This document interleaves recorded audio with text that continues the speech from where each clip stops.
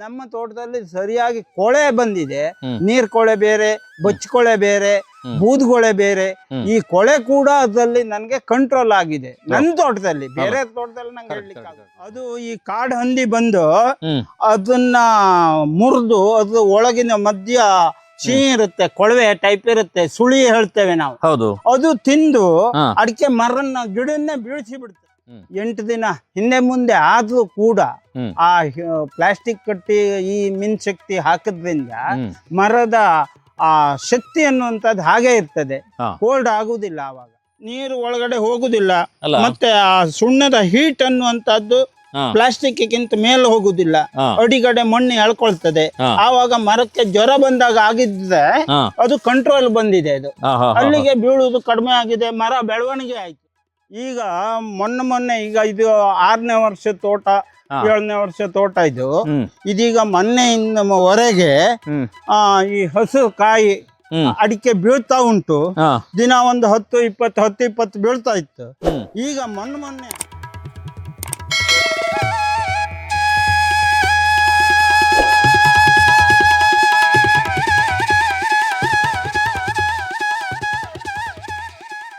ಸಂಪೂರ್ಣ ಸಹಜ ಕೃಷಿ ಯೂಟ್ಯೂಬ್ ಚಾನಲ್ನ ಎಲ್ಲ ವೀಕ್ಷಕರಿಗೂ ನಮಸ್ಕಾರ. ನಾನು ಶಿವಪ್ರಸಾದ್ ಮಲೆಬೆಟ್ಟು. ನಾನಿವತ್ತು ಉಡುಪಿ ಜಿಲ್ಲೆಯಲ್ಲಿದ್ದೇನೆ. ಉಡುಪಿ ಜಿಲ್ಲೆ ಅಂತ ಹೇಳಿದ್ರೆ ತುಂಬ ದೊಡ್ಡದಾಗಿರುವಂಥ ಜಿಲ್ಲೆ, ತುಂಬ ದೊಡ್ಡದಾಗಿರುವಂಥ ಕೃಷಿ ಭೂಮಿ ಇರುವಂಥ ಒಂದು ಜಿಲ್ಲೆ. ಇಲ್ಲಿ ಕುಂದಾಪುರ ತಾಲೂಕಿನ ಎಡಮೊಗೆ ಅನ್ನುವಂಥ ಗ್ರಾಮದಲ್ಲಿದ್ದೇನೆ. ನೀವು ಸಿದ್ದಾಪುರ ದಾಟಿ ಪಶ್ಚಿಮ ಘಟ್ಟದ ಕಡೆಗೆ ಹೋಗುವಾಗ ಆ ಪಶ್ಚಿಮ ಘಟ್ಟದ ತಪ್ಪಲಲ್ಲಿರುವಂಥ ಒಂದು ಅದ್ಭುತವಾಗಿರುವಂಥ ಒಂದು ಗ್ರಾಮ. ಆ ಗ್ರಾಮದ ಒಬ್ಬರು ಹಿರಿಯರನ್ನು ಮಾತಾಡೋದಕ್ಕೆ ಬಂದಿದ್ದೇನೆ. ರಾಘವೇಂದ್ರ ಕಣ್ಣಂತ ಅಂತೇಳಿ ರಾಜರಾಜೇಶ್ವರಿ ದೇವಸ್ಥಾನ ಅಂತ ಇದೆ ನಮ್ಮ ಇದೇ ಎಡಮುಗೆಯಲ್ಲಿ. ಆ ದೇವಸ್ಥಾನದ ಅಧ್ಯಕ್ಷರು. ನಾನು ಇವತ್ತು ನಿಮಗೆ ತುಂಬ ಇಂಪಾರ್ಟೆಂಟ್ ಆಗಿರುವಂಥ ಒಂದು ಸಬ್ಜೆಕ್ಟ್ಗಳು ನಾನು ಯಾವಾಗಲೂ ಹೇಳ್ತಾ ಇರ್ತೇನೆ. ರೈತ ಅಂತ ಹೇಳಿದ್ರೆ ಕುರಿಯ ರೀತಿಯಲ್ಲಿ ಆಗಬಾರ್ದು ಅಂತೇಳಿ. ಯಾವುದೋ ಒಂದು ಕುರಿ ಹೋಗಿ ಬಿತ್ತು ಅಂತ ಹೇಳಿದ್ರೆ ಬಡಬಡ ಅಂತ ಹೋಗಿ ಬೀಳುವಂಥದ್ದಲ್ಲ. ರೈತ ಅಂತ ಹೇಳಿದ್ರೆ ಪ್ರತಿಯೊಬ್ಬರು ಕೂಡ ಒಂದು ವಿಜ್ಞಾನಿ ರೀತಿಯಲ್ಲಿ ಇರಬೇಕು. ಅವನ ತೋಟ ಪರ್ಸನಲೈಸ್ಡ್ ಆಗಿರ್ತದೆ. ನನ್ನ ತೋಟದಾಗೆ, ನಿಮ್ಮ ತೋಟದಾಗೆ, ಇನ್ನೊಬ್ಬರ ತೋಟದಾಗೆ ಒಂದೇ ರೀತಿಯಲ್ಲಿ ಎಲ್ಲೂ ಕೂಡ ಇರಲ್ಲ. ಯಾವುದೋ ಒಂದು ಪುಸ್ತಕದಲ್ಲಿ, ಯಾವುದೋ ಒಂದು ಸಮಾವೇಶದಲ್ಲಿ ನೋಡಿದ್ದನ್ನು ನೀವೆಲ್ಲ ಇಂಪ್ಲಿಮೆಂಟ್ ಮಾಡ್ಲಿಕ್ಕೆ ಹೋದಾಗ ಯಾಕೆ ಫೇಲ್ ಆಗುತ್ತೆ ಅಂತ ಹೇಳಿದ್ರೆ ಅಲ್ಲಿ ನಿಮ್ಮ ತೋಟದ್ದು ಸಿಚುವೇಶನ್ಸ್ಗಳು ಬೇರೆ ಇರ್ತದೆ. ಈ ರಾಘವೇಂದ್ರ ಭಟ್ರು ಅವರ ತೋಟದಲ್ಲಿ ಒಂದು ವಿಶೇಷವಾಗಿರುವಂಥ ಪ್ರಯೋಗವನ್ನು ಮಾಡಿದ್ದಾರೆ.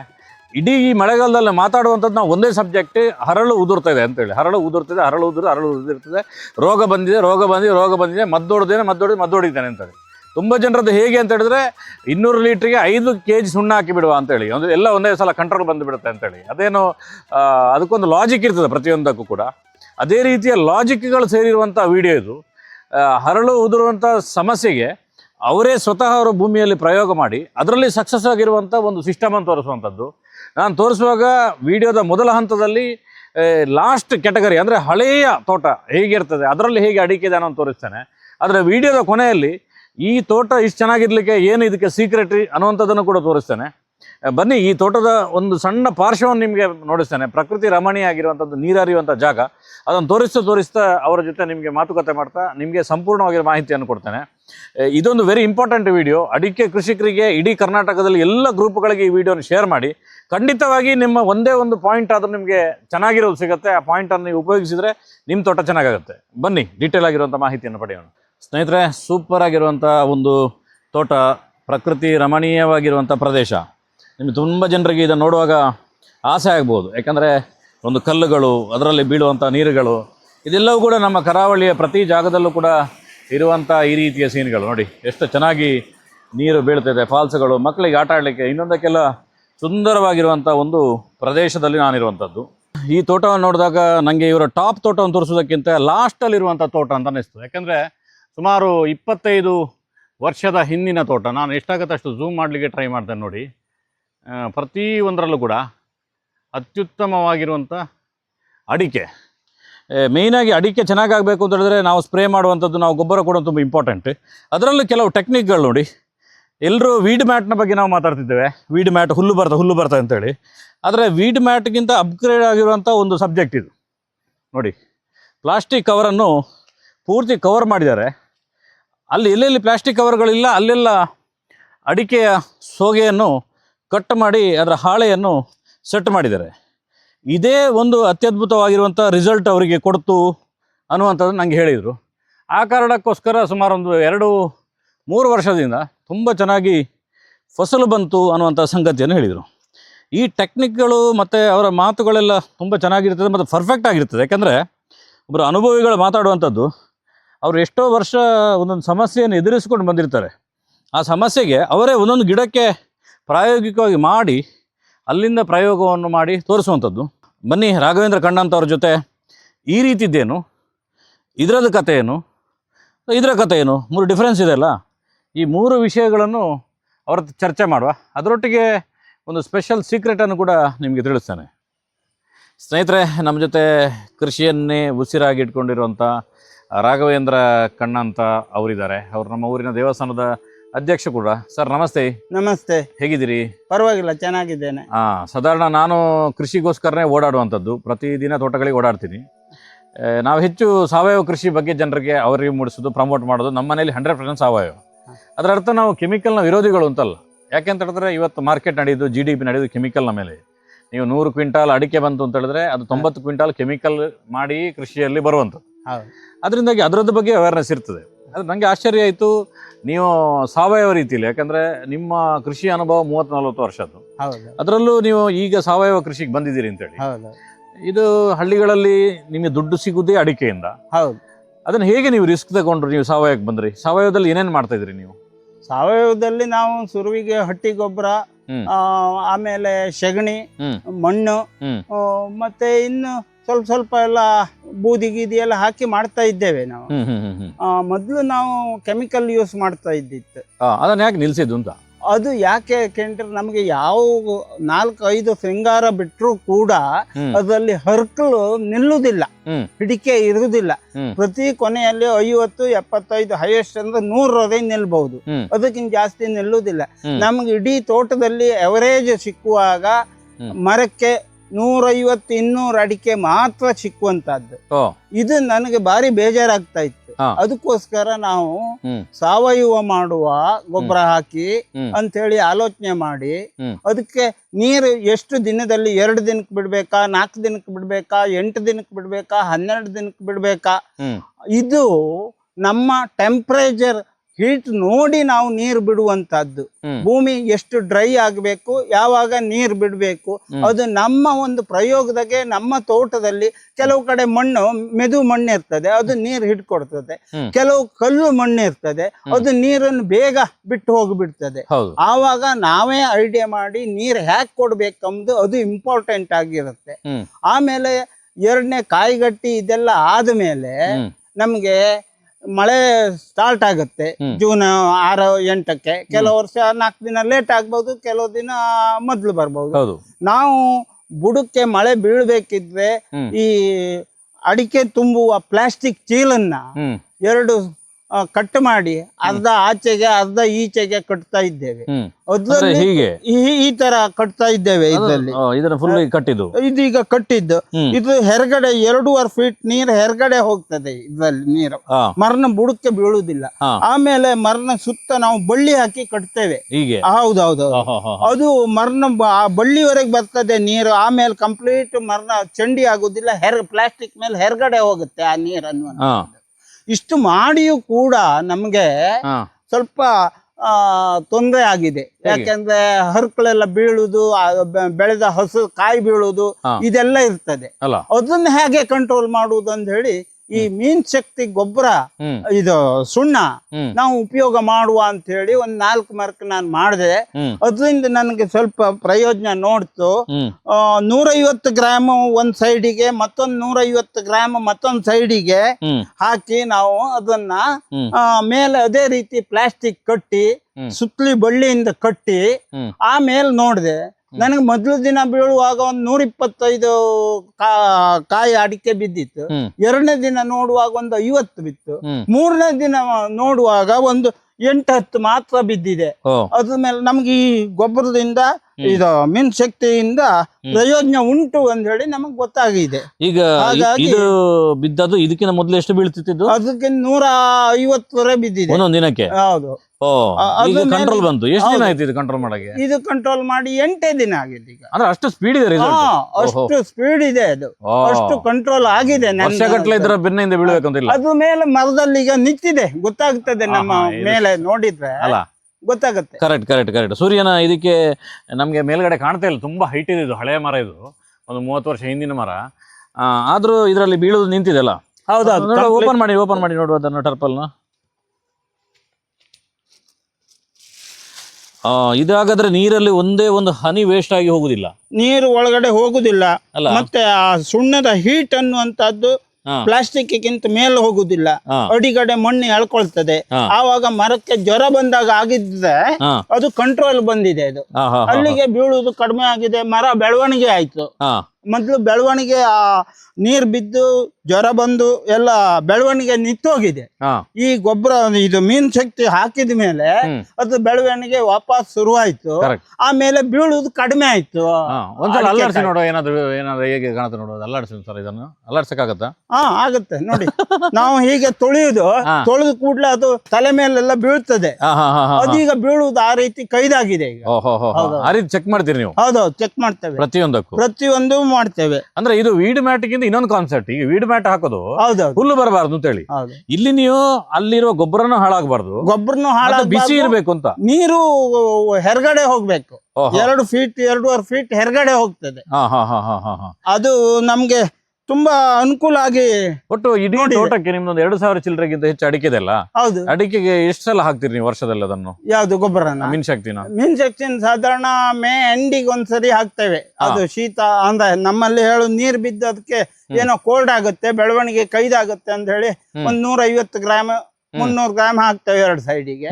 ಇನ್ನು ಮಳೆ ಬಿಟ್ಟ ಮೇಲೆ ಅಕ್ಟೋಬರ್ ಅಲ್ಲಿ ವಾಪಸ್ ಈ ನಂಜು ಹೇಳ್ತೇವೆ ನಮ್ಮಲ್ಲಿ. ನಿಮ್ಮಲ್ಲಿ ಏನು ಹೇಳ್ತಾರೆ ಹುಳಿ ಅಂಶ, ಅದು ಹೋಗ್ಬೇಕಂತ ಹೇಳಿ ನಾವು ಮತ್ತೆ 150 2 ಸೈಡಿಗೆ ಸುತ್ತ ಹಾಕುವಾಗ 300 ಗ್ರಾಮ್ ಆಗತ್ತೆ. ಅದನ್ನ ಕೊಟ್ಟ ಮೇಲೆ ಮರದ ಕಲ್ಲರ್ ಹಸು ಹೆಡ್ಲೆಲ್ಲ ಹಸು ಆಗ್ತಾ ಹೋಗ್ತದೆ. ಅದರಿಂದ ನಮ್ಗೆ ಸ್ವಲ್ಪ ಅನುಕೂಲ ಆಗಿದೆ. ಹೌದೌದು. ಆಮೇಲೆ ಸ್ವಲ್ಪ ಹರಳು ಶೃಂಗಾರ ಬಿಟ್ಟಿದ್ದು ಹರಳು ಬೀಳುವಂತದ್ದು ಸ್ವಲ್ಪ ಕಡಿಮೆ ಆಗಿದೆ. ಹೌದೌದು, ಸೂಪರ್ ಮೆಥಡ್ ಇದೆ ಅಲ್ಲ.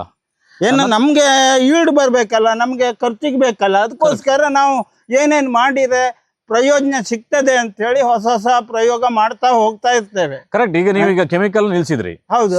ಇದೀಗ ಗೊಬ್ಬರ ಅಲ್ಲ, ಯಾಕಂದ್ರೆ ಇದೊಂದು ರೀತಿಯಲ್ಲಿ ನಿಮ್ಗೆ ಒಂದು ಆ ಗಿಡಕ್ಕೆ ಒಂದು ಇಮ್ಯುನಿಟಿ ಪವರ್, ರೋಗ ಶಕ್ತಿ, ಅದಕ್ಕೊಂದು ಶಕ್ತಿ ಕೊಡುವಂತ ಶಕ್ತಿ ಕೊಡುವ ಒಂದು ರೀತಿಯಲ್ಲಿ ಔಷಧಿ ಅಂತ ಹೇಳ್ಬೋದು, ಒಂದ್ ರೀತಿಯಲ್ಲಿ ಗೊಬ್ಬರ ಅಂತ ಹೇಳ್ಬೋದು.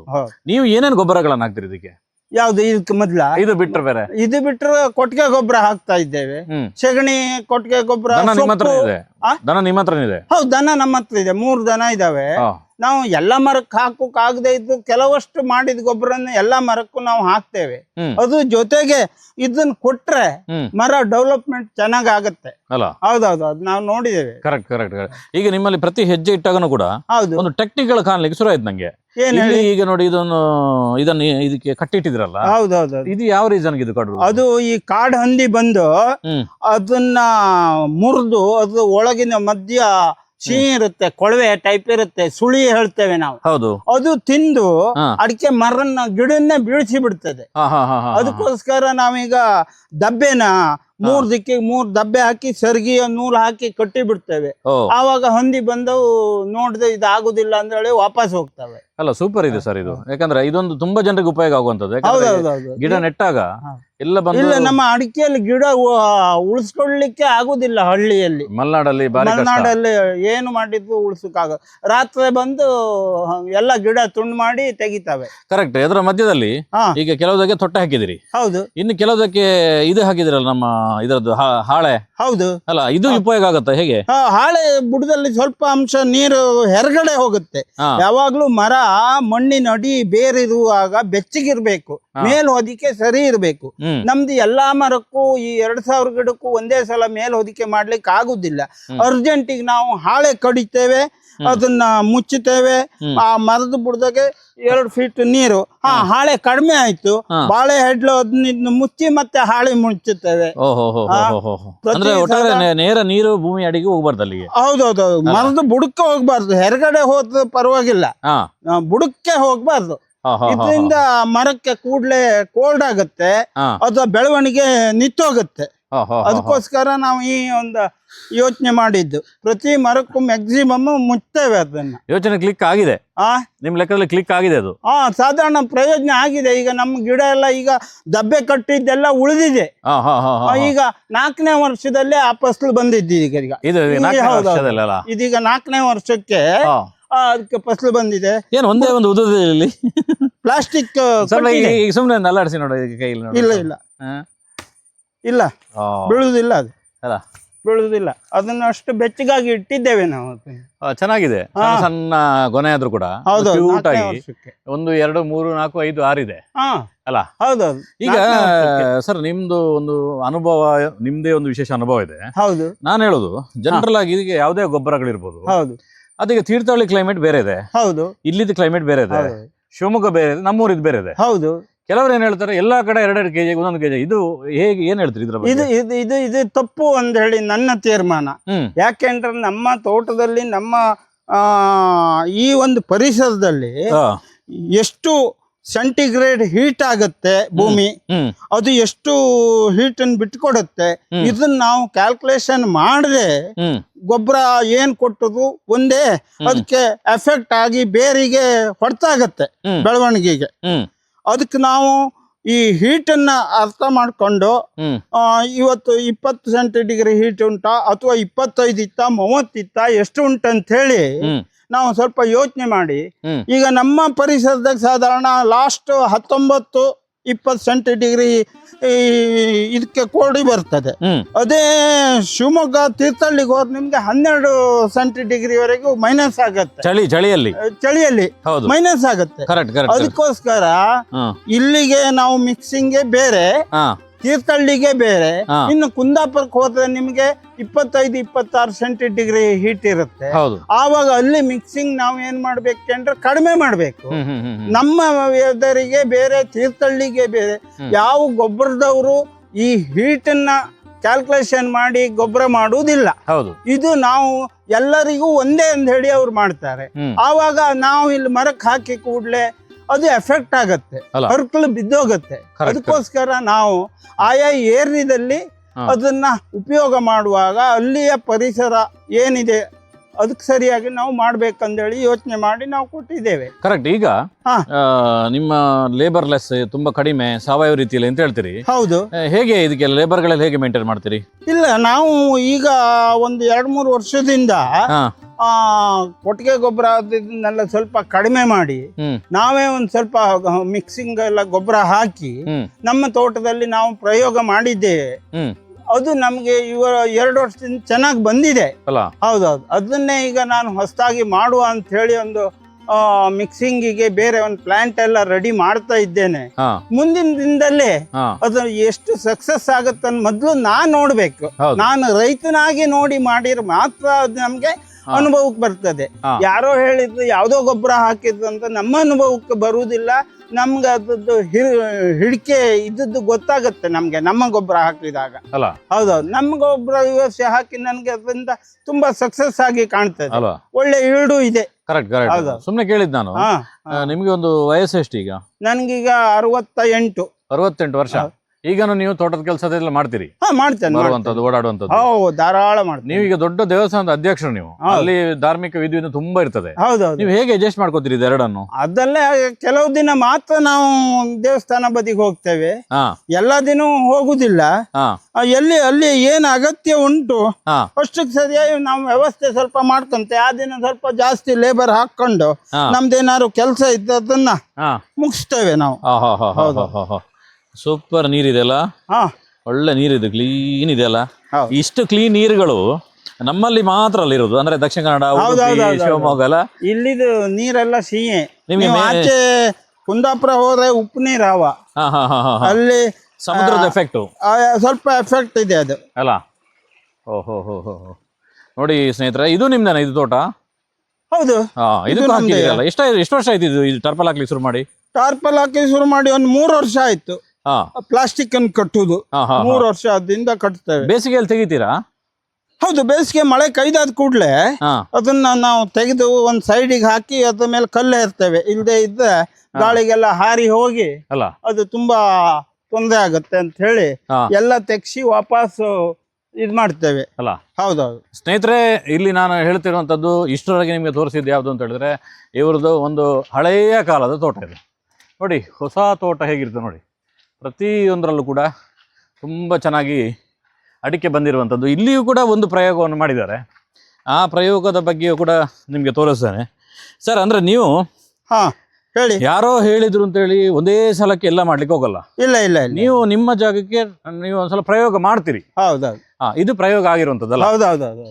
ಇದು ಇದು ಹೇಗೆ, ಇದಕ್ಕೆ ಮತ್ತೆ ಅದಕ್ಕೆ ಇದು ಏನು ವ್ಯತ್ಯಾಸ ಆಗಿದೆ? ಈಗ ಮೊನ್ನೆ ಈಗ ಇದು 6ನೇ ವರ್ಷ ತೋಟ, ಹಾ. 7ನೇ ವರ್ಷ ತೋಟ ಇದು. ಹ್ಮ್ ಇದೀಗ ಮೊನ್ನೆಯಿಂದವರೆಗೆ ಹ್ಮ್ ಆ ಈ ಹಸಿರು ಕಾಯಿ ಹ್ಮ್ ಅಡಿಕೆ ಬೀಳ್ತಾ ಉಂಟು. ಹಾ ದಿನ ಒಂದು 10-20 ಬೀಳ್ತಾ ಇತ್ತು. ಹ್ಮ್ ಈಗ ಮೊನ್ನೆ ಹ್ಮ್ ನಾನೇ ಒಂದು ಯೋಚನೆ ಮಾಡಿ ಹ್ಮ್ ಅದು ಬುಡಕ್ಕೆ ಒಂದು 8 ಬುಟ್ಟಿ ಮಣ್ಣು ಹಾಕಿ ಹ್ಮ್ ವಾಪಸ್ ಬುಡ ಎಲ್ಲ ಒತ್ತಿ ಸರಿ ಮಾಡಿ ಹಾ ವಾಪಸ್ ಮತ್ತೆ ಪ್ಲಾಸ್ಟಿಕ್ ಕಟ್ಟಿದ್ದೆ. ಹಾ ಅದ್ರ ಮೇಲೆ ಅಡಿಕೆ ಬೀಳುವುದು ಕಂಪ್ಲೀಟ್ ಕೈದಾಯ್ತು. ಹಾ ಮರಕ್ಕೆ ಮೇಲ್ ಹೊದಿಕೆ ಹಾ ಅತಿ ಅಗತ್ಯ ಅಂತ ಹೇಳಿ ನಾನೀಗ ತಿಳ್ಕೊಂಡೆ ಆ ಮಣ್ಣು ಹಾಕೋದ್ರಿಂದ. ಹಾ ಹಾ ಈಗ 1-2 ಬೀಳ್ತದೆ ಬಿಟ್ರೆ ಹಾ ಮತ್ತೆ ರಾಶಿಗಟ್ಲೆ 10-20-25 ಎಲ್ಲ ಬೀಳುದು ಕೈದಾಗಿದೆ. ಅದರಿಂದ ಅಲ್ಲ ಮೇಲೆ ಮಣ್ಣು ಬೇಕು, ಮೇಲೆ ಹೊದಿಕೆ ಸರಿಬೇಕು ಅನ್ನೋದು ಗೊತ್ತಾಗಿದೆ ನಂಗೆ. ಅದರಿಂದ ಸಹಜವಾಗಿ ನೀವೀಗ ಮೇಂಟೈನ್ ಮಾಡ್ತಿದ್ದೀರಿ. ಹೌದು, ಮೇಂಟೈನ್ ಮಾಡ್ತಾ ಇದ್ದೆ. ಸಾಧಾರಣ ಸಾವಯವ ಕೃಷಿಗೆ ಒಂದು ಮಾದರಿ ಅಂತ ನಾನು ಅನ್ಕೊಂಡಿದ್ದೇನೆ ನಿಮ್ಮನ್ನು. ಹಾ ಹಾ ಯಾಕಂದ್ರೆ ನಿಮ್ಮಂಥವ್ರು 4 ಜನರಿಗೆ ಸಮಾಜದಲ್ಲಿ ಈ ಹಾ. ದೇವಸ್ಥಾನ ಇನ್ನೊಂದು ವಿಷಯದಲ್ಲಿ ಓಡಾಡುವವರು, ಹೌದು ನೀವು ಹೇಳಿದಾಗ ಅದಕ್ಕೊಂದು ಬೆಲೆ ಇರ್ತದೆ. ಹೌದು ಮತ್ತು ನೀವೊಂದು ಅನುಭವಿಗಳು, ಹೌದು. ವರ್ಷಗಟ್ಲೆಯಿಂದ ಕೆಲಸ ಮಾಡಿದವರು. ಹಾ. ನಿಮ್ಗೆ 68 ವರ್ಷ ಅಂತೇಳಿ ನೀವು ಹೇಳಿದಾಗ ನಂಗೆ ಗೊತ್ತಾಗಿದ್ದು. ಇಲ್ಲ ಹಾ. ನಿಮ್ಮ ಓಡಾಟ ನೋಡುವಾಗ ನಮ್ಗೆ ನಿಮ್ಮ ಹಿಂದೆ ಬರ್ಲಿಕ್ಕೆ ಆಗುದಿಲ್ಲ. ಹಾ 20-25 ವರ್ಷದ ರೀತಿಯ ಒಂದು ಮನಸ್ಥಿತಿ ಇದೆ, ಹಾ. ಆರೋಗ್ಯನೂ ಇದೆ, ಅದರೊಟ್ಟಿಗೆ ಕೃಷಿನೂ ಕೂಡ ಹೊಸ ಯೋಜನೆ ಎಲ್ಲ ಮಾಡ್ತಿದ್ದೀರಿ, ಹೌದು ಇನ್ನೇನೋ ಹಳೆಯ ಸಂಪ್ರದಾಯಗಳಲ್ಲ.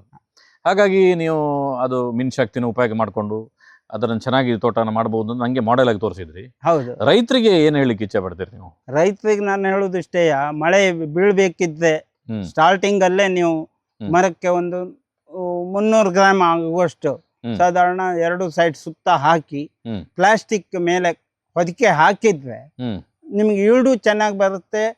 ಆಮೇಲೆ ಬಿದ್ದೋಗುವಂಥದ್ದು ಕಡಿಮೆ ಆಗುತ್ತೆ. ನೀವು ಕೊಳೆ ಔಷಧಿ ಹೊಡೆಯುವುದು ಹ್ಮ್. 8 ದಿನ ಹಿಂದೆ ಮುಂದೆ ಆದ್ರೂ ಕೂಡ ಹ್ಮ್. ಆ ಪ್ಲಾಸ್ಟಿಕ್ ಕಟ್ಟಿ ಈ ಮಿನ್ ಶಕ್ತಿ ಹಾಕಿದ್ರಿಂದ ಹ್ಮ್. ಮರದ ಆ ಶಕ್ತಿ ಅನ್ನುವಂಥದ್ದು ಹಾಗೆ ಇರ್ತದೆ, ಹಾ. ಕೋಲ್ಡ್ ಆಗುದಿಲ್ಲ ಆವಾಗ. ಆ, ಹಾ, ಹಾ, ಹಾ. ನಾವು ಅದಕ್ಕೋಸ್ಕರ ಈಗ ಹಾ. ಮೇ 1 ಜೂನಿಗೆ ಮಳೆ ಬೀಳುವಾಗ ಹಾಕುದು ಒಂದ್ಸಲ, ಆಮೇಲೆ ಅಕ್ಟೋಬರ್ ಅಲ್ಲಿ ಹ್ಮ್. ಮತ್ತೊಂದ್ಸಲ ಹಾಕ್ತೇವೆ. ಹ್ಮ್. ಆ ನಂಜಿನ ಅಂಶ ನೀರಿನ ಹುಳಿ ಇದು ಬರುದು. ಹೌದು, ಅದು ಹೊರಗಡೆ ಹೋಗ್ಬೇಕು, ಹ್ಮ್. ಮರ ಹೆಲ್ತಿ ಆಗಿರ್ಬೇಕಂತೇಳಿ ಮತ್ತೆ 300 ಗ್ರಾಮ್ ಹಾಕ್ತೇವೆ ಮರಕ್ಕೆ. ಹ್ಮ್. ಆವಾಗ ಪ್ಲಾಸ್ಟಿಕ್ ಅನ್ನ ತೆಗೆದು ಹಾಕ್ತೇವೆ. ಹಾ, ಹಾ, ಹಾ. ಪ್ಲಾಸ್ಟಿಕ್ ಅನ್ನು ಮಳೆ ಕೈದಾದ್ಮೇಲೆ ಪ್ಲಾಸ್ಟಿಕ್ ತೆಗಿತೇವೆ. ಹಾ. ಇದು ಮರನ ಬುಡಕ್ಕೆ ನೀರ್ 24 ಗಂಟೆ ನೀರ್ ಬಿದ್ದಂಗೆ ಬೀಳ್ತದೆ. ಹೌದು. ನಮ್ಮಲ್ಲಿ ಮಗೆ, ಹುಬ್ಬೆ, ಆಶ್ಲೇಷ ಎಲ್ಲಾ ಮಳೆಯಲ್ಲಿ ಮಳೆ ಜಾಸ್ತಿ. ಹ್ಮ್. 3 ಗಂಟೆ ಟೈಮ್ ಮಳೆ ಬಂದ್ರೆ ಹ್ಮ್. ಮತ್ತೆ 3 ಗಂಟೆ ಟೈಮ್ ನೀರು ಹುಂಡುಂಡು ಮರನ ಬುಡಕ್ ಬೀಳ್ತಾ ಇದೆ. ಹ್ಮ್. ನಾವು ಆ ಕಟ್ಟು ಹಾಕೋದಕ್ಕಿಂತ ಕೆಳಗಡೆ ನೀರು ಹೋಗುದೇ ಇಲ್ಲ. ಕಟ್ಟಿನ ಮೇಲೆ ಹೋಗಿ ಪ್ಲಾಸ್ಟಿಕ್ನಿಂದ 2 ಫೀಟ್ ಸುತ್ತ ನೀರು ಹೊರಗಡೆ ಹೋಗ್ತೇವೆ. ಹ್ಮ್. ಆವಾಗ ನಾವು ಈ ಮಿನ್ ಶಕ್ತಿ ಗೊಬ್ಬರ ಹಾಕಿದ್ದು ತೊಳೆದು ಹೋಗುವುದೂ ಇಲ್ಲ. ಹ್ಮ್. ಹ್ಮ್. ಹ್ಮ್. ಆ ಹೀಟ್ ಅನ್ನುವಂಥದ್ದು ಸದಾ ಕಾಲ ಕೊಡ್ತಾ ಇರ್ತದೆ ಅದು. ಅಲ್ಲ ಅದಕ್ಕೋಸ್ಕರ ನಾವು ಈ ಮಿನ್ ಶಕ್ತಿನ ಉಪಯೋಗ ಮಾಡ್ತಾ ಇದೆ. ಬೇರೆಯವ್ರು ಮಾಡಿದ್ರು ಅದರಿಂದ ಉಪಯೋಗ ಇದೆ. ಅಲ್ಲ. ಯಾಕಂದ್ರೆ ಗ್ಯಾರಂಟಿ ನಾನು ಹೇಳ್ತೇನೆ, ನಮ್ಮ ತೋಟದಲ್ಲಿ ಸರಿಯಾಗಿ ಕೊಳೆ ಬಂದಿದೆ. ಹ್ಮ್. ನೀರ್ ಕೊಳೆ ಬೇರೆ, ಬಚ್ಕೊಳೆ ಬೇರೆ, ಹ್ಮ್. ಬೂದ್ಗೊಳೆ ಬೇರೆ. ಹ್ಮ್. ಈ ಕೊಳೆ ಕೂಡ ಅದರಲ್ಲಿ ನನಗೆ ಕಂಟ್ರೋಲ್ ಆಗಿದೆ ನನ್ನ ತೋಟದಲ್ಲಿ. ಬೇರೆ ತೋಟದಲ್ಲಿ ನಂಗೆ Correct, ಹೇಳಲಿಕ್ಕೆ correct, ಆಗುದಿಲ್ಲ, ಹೌದು. ನನ್ನ ತೋಟದಲ್ಲಿ ಕಂಟ್ರೋಲ್ ಆಗಿದೆ. ಸ್ನೇಹಿತರೆ, ಒಬ್ಬೊಬ್ಬರದ್ದು ಒಂದೊಂದು ರೀತಿಯ ಯೋಚನೆಗಳು, ಒಂದೊಂದು ರೀತಿಯ ತಂತ್ರಗಳು. ಕೃಷಿ ಅನ್ನುವಂಥದ್ದು ಅದು ಪ್ರತಿನಿತ್ಯ ಕೆಲಸ ಮಾಡುವಂಥದ್ದು, ತುಂಬ ಖುಷಿಯಾಗಿ ಕೆಲಸ ಮಾಡುವಂಥದ್ದು. ಆ ಕಾರಣಕ್ಕೋಸ್ಕರ ನಾವು ತುಂಬ ಬಾರಿ ಮಾರ್ಕೆಟ್ಗಳಲ್ಲಿ ಹೊರಗಡೆ ಎಲ್ಲ ಕಮ್ಮಿ ಇದನ್ನು ಹುಡುಕ್ಲಿಕ್ಕೆ ಹೋಗ್ತೇವೆ. ಯಾವತ್ತು ಕ್ವಾಲಿಟಿಗೆ ರೇಟ್ ಹೆಚ್ಚೇ ಇರ್ತದೆ. ಚಿನ್ನ ಕಬ್ಬಿಣದ ರೇಟಲ್ಲಿ ಸಿಗೋದಿಲ್ಲ, ವಜ್ರ ಅಲ್ಯೂಮಿನಿಯಂ ರೇಟಲ್ಲಿ ಸಿಗೋದಿಲ್ಲ. ಅದೇ ರೀತಿಯಲ್ಲಿ ಯಾವ ಗೊಬ್ಬರಗಳಿಗೆ ಯಾವ್ಯಾವ ರೀತಿಯ ಅದಕ್ಕೆ ಉತ್ಪನ್ನಗಳನ್ನು ಹಾಕಿರ್ತಾರೆ, ಆ್ಯಡ್ ಮಾಡ್ತಾರೆ, ಪ್ರೋಸೆಸ್ ಮಾಡಿರ್ತಾರೆ, ಅದರ ಮೇಲೆ ರೇಟ್ಗಳು ಡಿಸೈಡ್ ಆಗುವಂಥದ್ದು. ಆ ಕಾರಣಕ್ಕೋಸ್ಕರ ನೀವು ಎಲ್ಲೇ ಹೋದರೂ ಕೂಡ ನೀವು ಸ್ವಲ್ಪ ಯೋಚನೆ ಮಾಡಿ ಕ್ವಾಲಿಟಿಯ ಗೊಬ್ಬರವನ್ನು ತಗೊಳ್ಳಿ. ಅದೇ ರೀತಿಯಲ್ಲಿ ನಿಮ್ಮ ಶಕ್ತಿಯನ್ನು ಕೂಡ ಉಪಯೋಗ ಮಾಡಿ. ಇದು ಕೂಡ ಅತ್ಯುತ್ತಮ ಕ್ವಾಲಿಟಿಯ ಗೊಬ್ಬರ. ಕಡಿಮೆಯಲ್ಲಿ ಯಾರೋ ಸುಣ್ಣ ಕೊಡ್ತಾರೆ ಇನ್ನೊಂದು ಕೊಡ್ತಾರೆ ಅಂತೇಳಿ ನೀವು ಫೈನಲಿ ಆಗಿ ನಿಮ್ಗೆ ಅಡಿಕೆ ಉಳಿಬೇಕು, ನಾಳೆ ದುಡ್ಡು ಬರಬೇಕು ಅಂತ ನೀವು ಹಾಕುವಂಥದ್ದು. ನೀವು ಕಮ್ಮಿ ಅಂತ ಹಾಕಿ ನಾಳೆ ನಿಮಗೆ ದುಡ್ಡು ಬಂದಿಲ್ಲ, ಎಲ್ಲ ಅಡಿಕೆ ಉದುರೋಯ್ತು, ರೋಗ ಬಂದೋಯ್ತು, ತೋಟನೇ ಹಾಳಾಗೋಯ್ತು ಅಂತ ಹೇಳಿದ್ರೆ ಆಗ ನಿಮಗೆ ಯಾವ ಕಮ್ಮಿದ್ದು ಕೂಡ ಉಳಿಯೋದಿಲ್ಲ. ಆ ರೀತಿಯ ಒಂದು ಸಂದೇಶವನ್ನು ಸರ್ ಕೊಟ್ಟಿದ್ದಾರೆ. ಸರ್, ನಮಗೆ ನೀವು ಬ್ಯುಸಿ ಶೆಡ್ಯೂಲ್ನಲ್ಲಿ ಇರೋದು, ಅದರ ಮಧ್ಯದಲ್ಲಿ ಮಳೆ ಬರ್ತಾ ಇರ್ತದೆ ಆಗಾಗ, ಅದರ ಮಧ್ಯದಲ್ಲೂ ಕೂಡ ನೀವು ನ್ಯಾಚುರಲ್ ಆಗಿ ನೀವು ಅಂದ್ರೆ ನೀವು ಯಾವುದೇ ಒಂದು ಲೆನ್ಸ್ ಇಲ್ಲ ನೀವು ಮಾತಾಡೋದಕ್ಕೆ, ಅಂದ್ರೆ ಇದನ್ನು ಹೇಳಬೇಕಾ ಬೇಡ ಅಂತ ನೇರ ನೀವು ಹೇಳಿದ್ರಿ ಸರ್. ನನಗೆ ತುಂಬಾ ಖುಷಿ ಆಯ್ತು. ಈ ವಿಡಿಯೋ ನೋಡಿದವರಿಗೆ ಆ ಒಂದು ಸಣ್ಣ ಟೆಕ್ನಿಕ್ ಕೂಡ ಉಪಯೋಗ ಆಗ್ಬೋದು, ಅವನಿಗೆ ಅದನ್ನು ಮಾಡ್ಬೋದು. ಆ ರೀತಿಯ ಒಂದು ರೈತರ ಪರವಾಗಿ ನೀವು ನಮ್ಗೊಂದು ಸಂದರ್ಶನ ಕೊಟ್ಟಿದ್ದೀರಿ ಸರ್. ನಿಮಗೆ ನಮ್ಮ ಸಂಪೂರ್ಣ ಸಹಜ ಕೃಷಿಯ ಎಲ್ಲ ವೀಕ್ಷಕರ ಪರವಾಗಿ ಧನ್ಯವಾದಗಳು. ಹಾಗೆ ಶಿವಪ್ರಸಾದ್ ಅವರಿಗೂ, ಕೃಷಿ ಚಾನಲ್ ಅವರಿಗೂ ನಾನು ಧನ್ಯವಾದ ಅರ್ಪಿಸುತ್ತೇನೆ. ಹಾಗೆ ನನ್ನ ಉದ್ದೇಶ ಏನು ಕೇಳಿದ್ರೆ, ಪ್ರತಿಯೊಬ್ಬನೂ ಜೀವನದಲ್ಲಿ ಸಫಲ ಆಗಬೇಕು. ಅದಕ್ಕೋಸ್ಕರ ನಾನೊಬ್ಬನೇ ನಮ್ಮ ಭಾಷೆಗೆ ಹೇಳುತ್ತಾರೆ ಉದ್ಧಾರ ಆಗ್ತದಂತ ಭಾಷೆಗೆ, ಆದರೆ ನಿಜವಾಗ್ಲೂ ಹೇಳುವುದು ಸರಿಯಾಗಿ ಸಫಲರಾಗಬೇಕಾದ್ರೆ ಈ ಮಿನ್ಶಕ್ತಿ ಗೊಬ್ಬರ ಹಾಕಿದ ಮೇಲೆ ನನಗೆ ಒಳ್ಳೇದಾಗಿದೆ.